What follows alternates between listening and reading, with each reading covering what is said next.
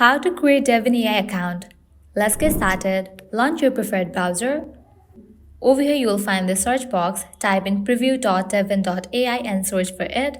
Now click on this website option, Devin the developer. With that you will land to this kind of page. Now at the top left corner you can find 3 bars, click on it. Now click on this option of request access.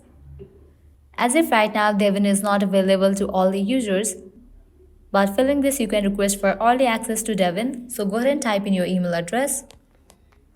Then type in what would you like to use Devin for. And lastly share a bit more about yourself. After you fill this, click on request access.